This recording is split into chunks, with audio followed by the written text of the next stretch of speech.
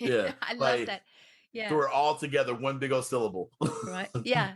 And so when we had first met, you shared some wonderful stories about your grandmother. She was Hmm. a major part in your childhood growing up Hmm. and even now. So she seems like very much the foundation of your entire family. She definitely is because she has set such a great, strong foundation for us to stand on, Yeah. and for us to actually operate as people. She's done a phenomenal job, and Yeah.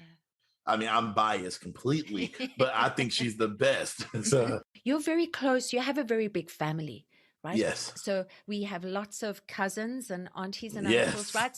So share a little more with me, please. So like my grandmother is one of 12, Yeah. and she had 7 kids. And my grandmother is really my great aunt, and so she took which my biological grandmother is her sister, Hmm. and my mother asked her to, hey, I'm not in a position to raise this kid right now. Are you willing to do it? And my grandmother and grandfather said, sure, come on. Like my mother's nickname was Nita. Come on, Nita, bring the baby to me. We'll take care of him. And that was like, so my grandmother has never ever treated me as if I wasn't her grandchild. She's Yeah. never treated me as if I wasn't her son. So she's one part, and then like the cousins and everything, we are more like we're cousins, yes, but we're really like brothers and sisters because we grew up together. Like we were playing in the yard together. If one of us got a raincoat, we all got a raincoat. If one of us got in trouble, we all got in trouble. Oh. uh, a real funny story for you about my cousins. Hmm. I was probably around 11 or 12, and my cousin Sharika, her husband Reggie was sleeping because he worked third shift, and so he worked overnight. And their Sharika was at work already, and their kids were outside with us playing because I mean it's the summertime. Kids were playing in the country like we always do. Well, every time Sharika went to work, she would tell us, "Don't go in my kitchen and steal my food." And so we would go in there and steal her food while Reggie was asleep. Well, this day he woke up.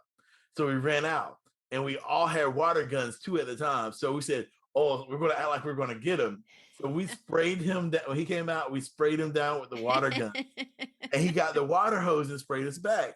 Well, we ran, and he couldn't run no more. And next thing you know, he brings out mustard, and Oh. we started to have a food fight in the middle of the street. And like that's one of like the happiest moments I could think of right now, talking about my cousins, like my brother. Yeah. They're really my brothers and sisters. Yeah. You'd mentioned Martin Luther King in a connection with your grandmother. Yes, like my grandmother actually marched with him. Be able to hear that I have a dream speech. Like my grandmother was a major fan of his. She Hmm. was a major fan. She's like, my grandmother's a very peaceful woman.